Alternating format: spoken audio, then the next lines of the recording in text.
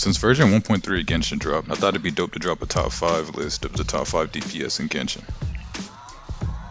Before I get into the video, if you guys could like and subscribe for daily Genshin content, I'd really appreciate it.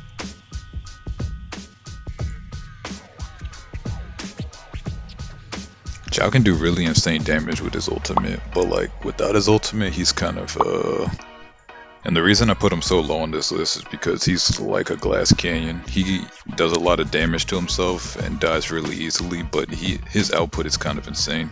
Chow Hulk smashes like 10 times in his ult, so if you're able to do 30k a piece, that's pretty good damage. Only reason I put Chow so low on this list is because he can't get elemental reactions like other characters. If you can learn to get Chow's ultimate back to back, he can do really insane damage, and that's why I put him at number 5 on this list. I don't think Chow is groundbreaking, but he can do a lot more damage than most of the main DPSs in the game.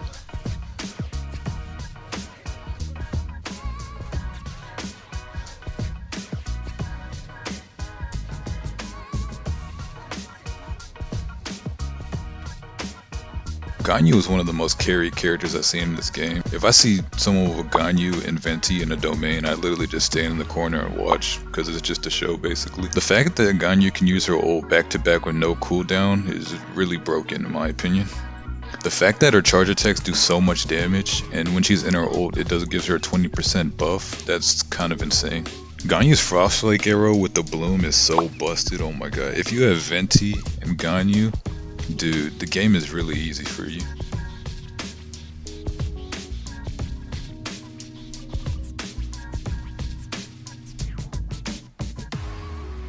At number 3 I put Childe.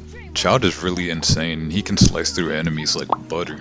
If you can learn to get around the cooldown of his elemental skill, he becomes really good. The thing about Childe that makes him really insane is if you have a pyro supporting your team, he can do consistent vaporize damage, and vaporize is one of the best elemental reactions in the game. Another bonus, not really about his damage, but like he's literally one of the most stylish characters in the game. Only reason I didn't put Childe higher is because he's not pyro, and pyro has a lot better elemental reactions than hydro. But overall, the reason I put him so high is because he can rip through the abyss really quickly, which is a big part of the game.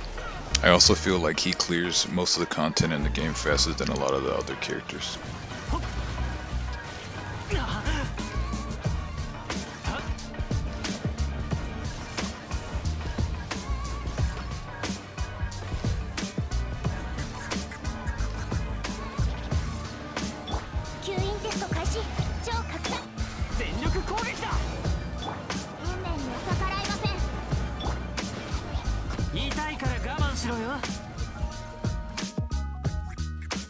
At number 2 I put Diluc. The reason I put him here, he's pyro. Alright, next.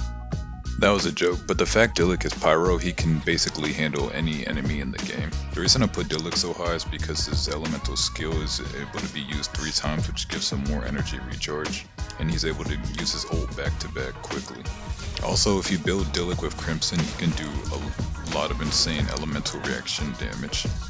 Diluc also has really fast claymore damage attacks, which makes him do a lot of physical damage in a short amount of time. Only thing I hate about Diluc is when you get burnt the hell up when fighting in the grass, and one of the electric hilly trolls shoots at you and it does overload damage, which goes for basically all main DPS pyro users. When they fight in the grass, they do damage to themselves. Diluc is also one of the coolest, most chill characters in the game, which is one of the reasons why I like having him. Only con I say about Diluc is when he's not on the field, he adds absolutely no value. But other than that, I really feel like he's the second best DPS in the game.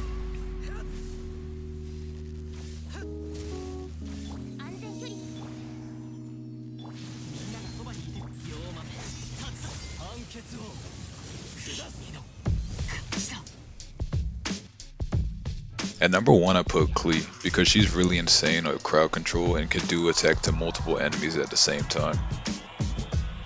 She's also a pyro damage user, so her elemental reaction game is on point.